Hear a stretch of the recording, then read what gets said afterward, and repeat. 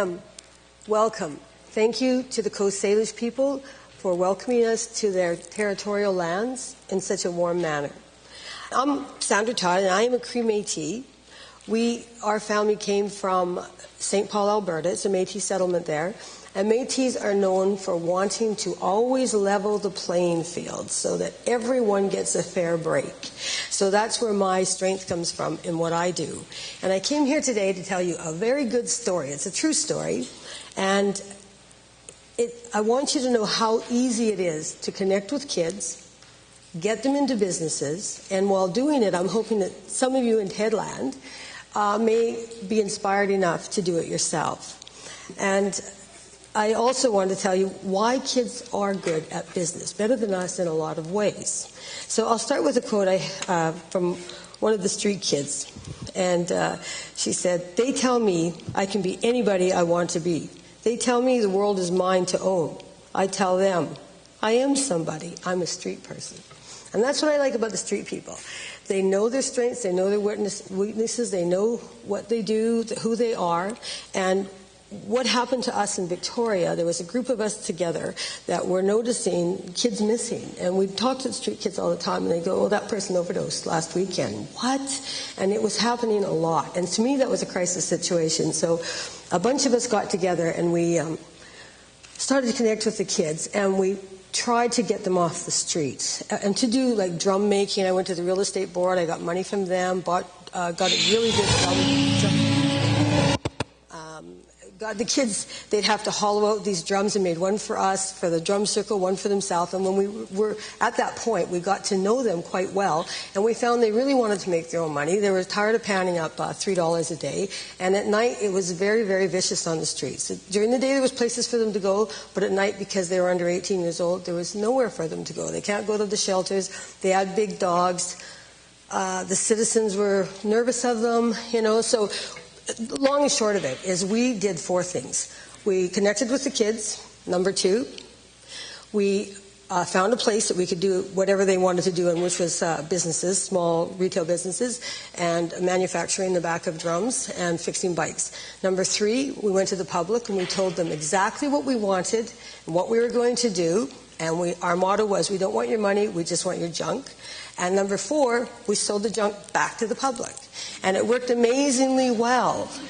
And we had no money to start. There was 5 of us, and the main people that started, Jim, Tim, Alyssa, myself, Ted, and this lady that just passed away at 100 years old, a technocracy granny, and we just kept working on it. So you just keep chatting to anybody that'll listen. And I happened to spend some time with Dorothy and David Lamb, who are amazing people. And Dorothy was quite concerned about the street kids, so she gave us some seed money to get the first few months of rent going. And then we had to find a place, and no one wanted to rent to kids with big hair and big dogs and tons of pack sacks and whatnot. But the Chinese business people said, "Look, if they want to work, we will support you in that. We will rent you a big space." And it was $4,000 a month. So that's how we got to that point. And then we just started to sell. We made all these little businesses, and before long, we had a nightclub. Nellie Furtado played in it before she got famous. We had the anarchist kids ran the nightclub at night. They brought in bands from Chicago, New York, California. No drugs, no alcohol. We had clothing shops, housewares, metaphysical stores. We fixed bikes. We had people come out of the woodworks that wanted to teach art, wanted to teach and help out. So you get lots of support once you get going, and you just have to stay with it.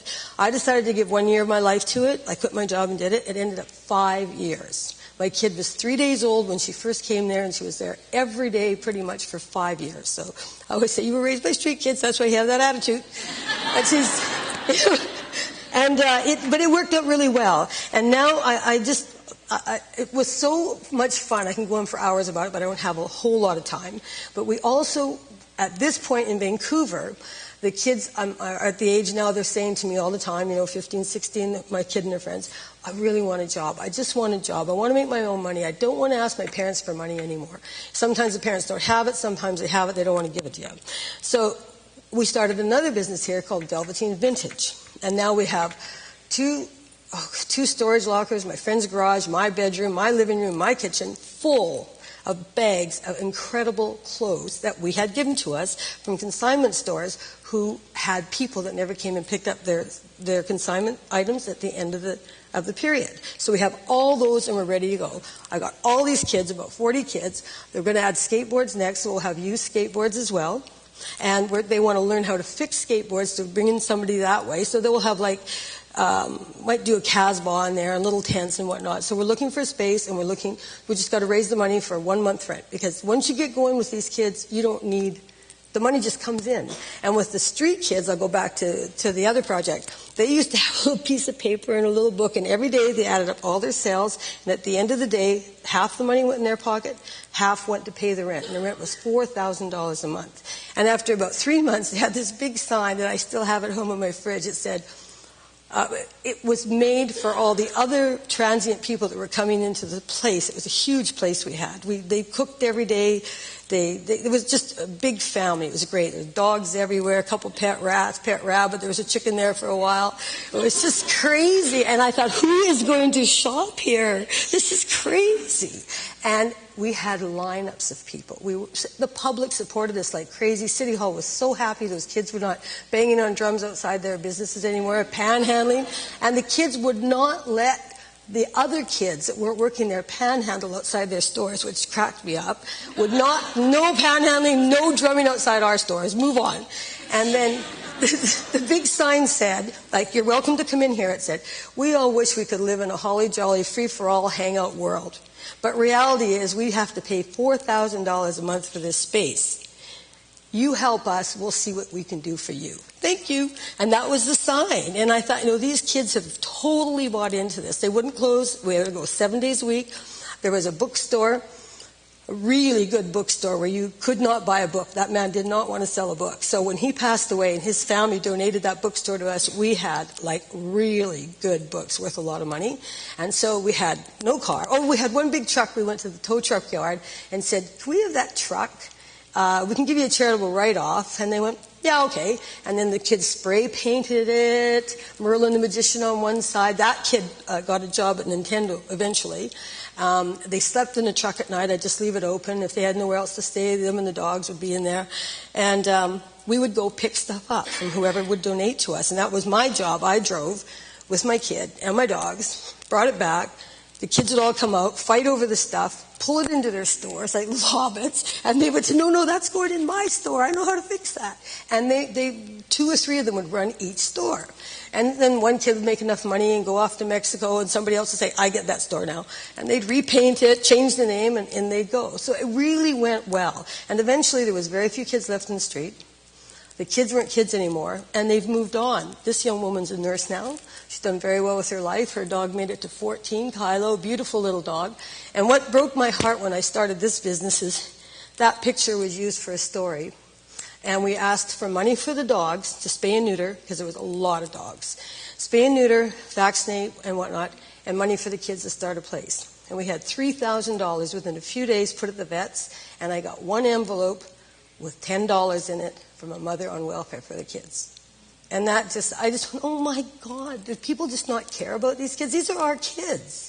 So I guess my main thing today here is to just say, connect with kids any chance you get. I ran into a kid at TEDx, that nice brown one that was helping us, the technocracy lady.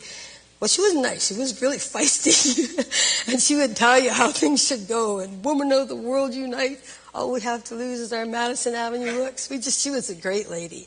But I was over there at her memorial, and one of the kids said to me, he's an adult now, and he said, do you remember me, Benoit? Do you remember me? And I said, of course I do. And he said, if you guys hadn't started that place, I'd be dead now.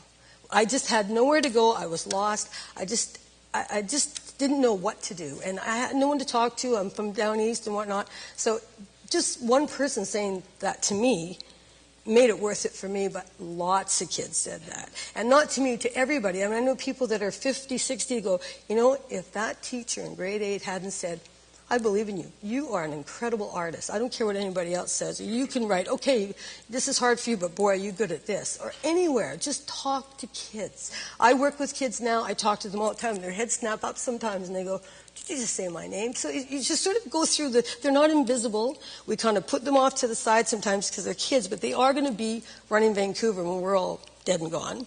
And why they're good in business is this. When they start a business, they are peer-to-peer. Other kids come and shop there. And they talk. The minute that person comes in, it could be a total stranger. They talk and talk and talk, and they can sell like you wouldn't believe. And they have this social media skills that they can just advertise like crazy. They even use chalk outside. We've got tons of customers in at the Velveteen Vintage through chalk. They have just that whole peer-to-peer thing and product match. It's just perfect. And the real clincher in that, they're expressing themselves, they're happy, they're making their own money. I've seen other kids come in and go, wow, this is a really good job. Like, I'd like to work here. Who's the boss? And they go, we're the boss. They go, what? They say, we own this business. What? You own this business? Like, how cool is that for a kid? So, and I was thinking that if we had enough kids working businesses and all the kids shop there, then the adult businesses wouldn't have any young people shopping there, and then we'd have to go to the kids and get them to help us out. It would be nice if it actually got to that point. So connecting with kids is my main thing, and if you want to start a business, easy to do. Go get some seed money. Most of us have jobs where we can go and say, you got a community fund here. I really want to just get this seed money to get this started. Can you give me a hand with this? With the bookstore, we made thousands on that. Every day, the kids would only bring 20 boxes of books out, and we'd have lineups of book dealers down the street, because Victoria is big for book dealers. I go, just let them go in the back. You can make thousands of dollars in one day. Just let them go dig through. And they go, no. That is not fair to the other people that want to come in here that don't have that much money. And if we bring out 20 boxes a day, they have to come back day after day after day to shop. And I thought that was really quite brilliant of them to think that way. So building confidence, getting in touch with them, just like there's so many pictures I have. Some of them I couldn't really put them up. It makes me sad because some of the kids that we didn't connect with did overdose. Like, there was a group of kids that we just could not.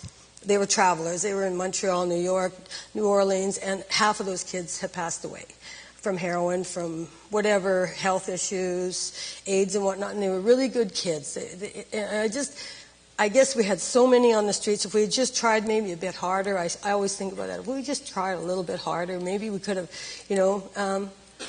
but you are fighting, like on the streets, they are very loyal to each other, and there's always this group of adults that are trying to get them on drugs with them, even just to have them as their little posse. And so that's really what you have to fight, because as soon as you leave, they'll say, oh, yeah, she just said this, or he just said this. So you just got to keep at it.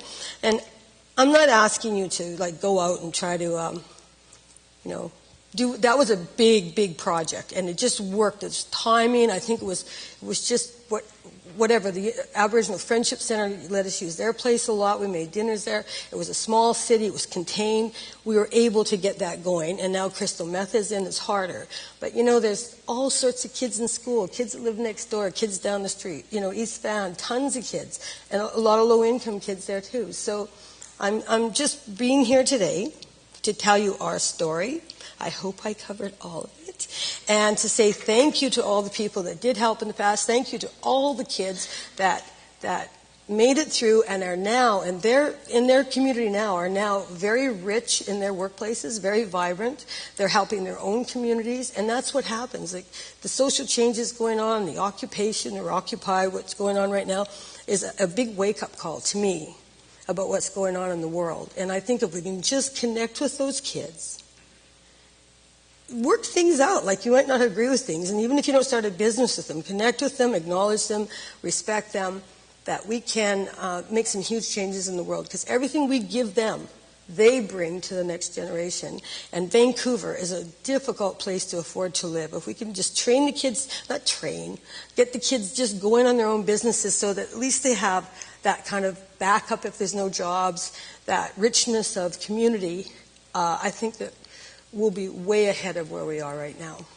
And thank you.